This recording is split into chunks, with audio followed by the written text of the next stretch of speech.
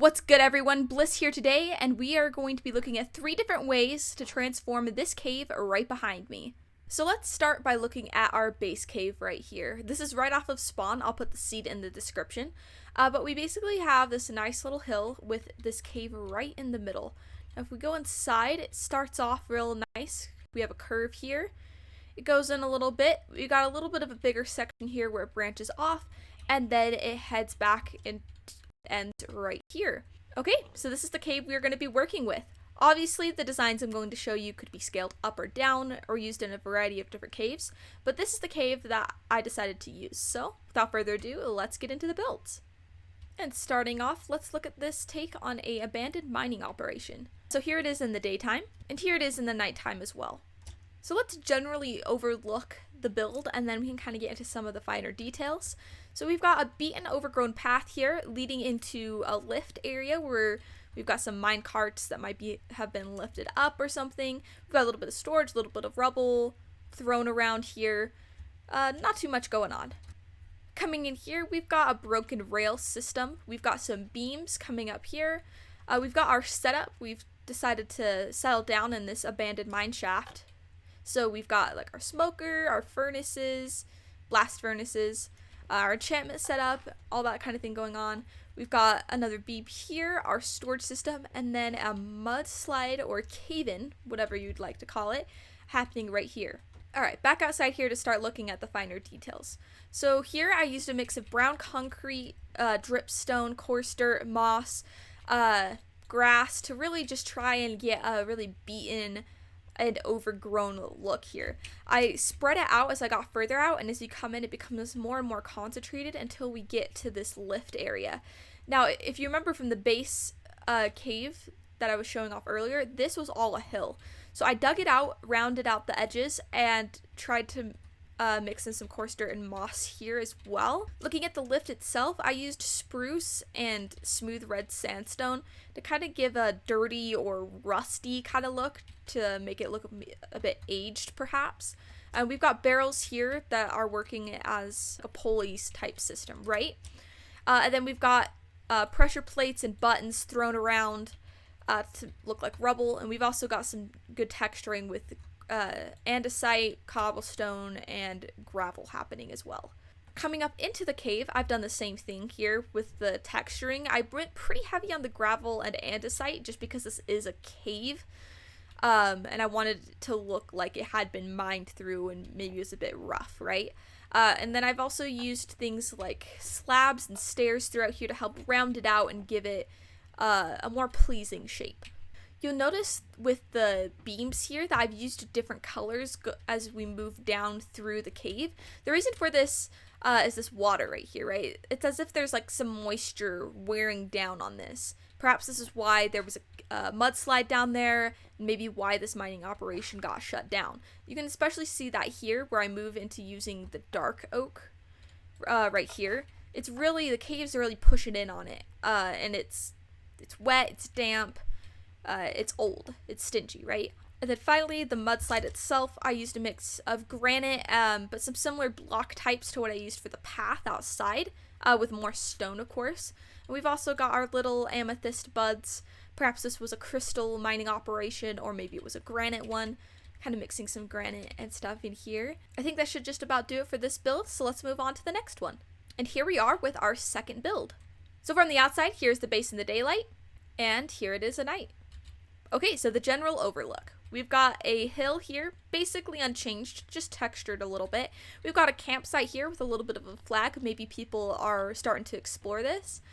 And then we got ice. We got a lot of ice. So starting off, we've already got our setup here. We've got our blast furnaces, our smokers, crafting table, even some normal furnaces this time around. We've got some gray shulker boxes. Interesting. Boxes. That are right here for our storage, and then our smithing setup is over here as well. And then the ice starts. Right now you can kind of see some of the snow. We've got the glow lichen coming on. It's kind of our main source of light for this build because in 1.18 monsters only spawn in 0 lighting, which actually makes it perfect for giving our build's atmosphere. So coming in here, we've worked in a bit of a bulk storage system with the shulker boxes. You could just do barrels. I have done that over here as well. Use some snow to kind of decorate onto it. But I thought it was interesting to use different colors and kind of get a wall of storage here that isn't necessarily super noticeable. We've used a mix of all the different types of ice and even some stained glass and the panes as well. With the stained glass, you just put some ice behind it, and then it works really well to look like really transparent ice. Coming down here, we start to get a little bit snowier, a little bit less showing of the stone, and then that thing. So this cave, it's got a lot more story to it.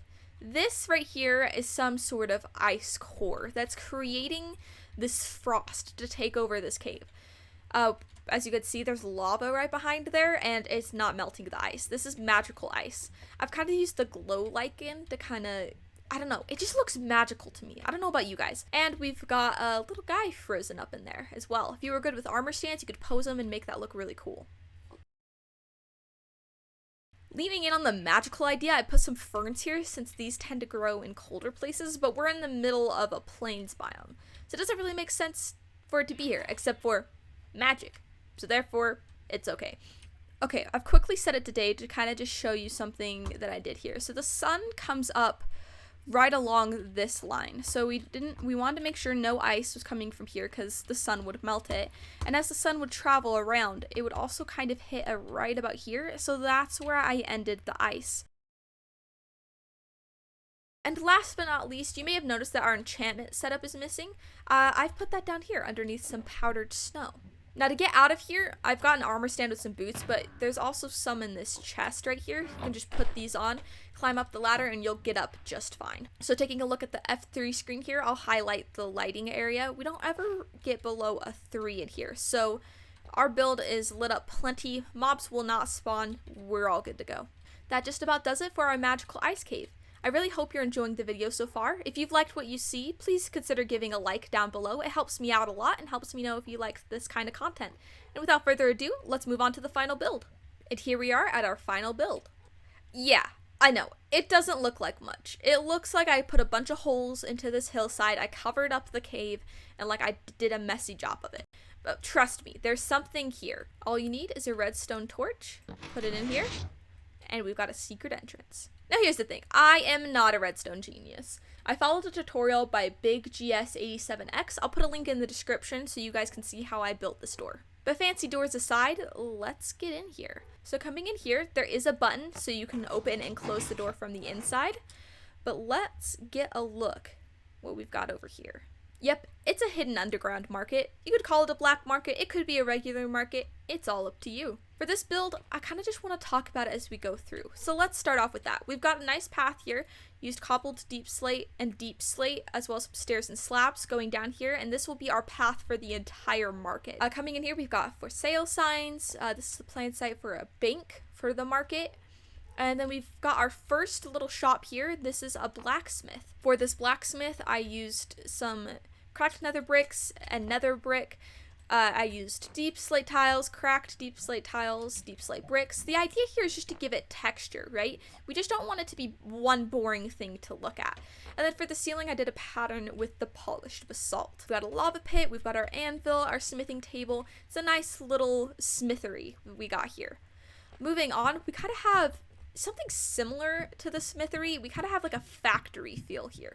We've got the different exposed copper blocks, stairs, all waxed of course because I want to keep it looking the same. In the floor here we actually have furnaces, and then we have blast furnaces on the side here. We've got a crafting table, a cutting stone here. Overall it's kind of just a working factory kind of feel.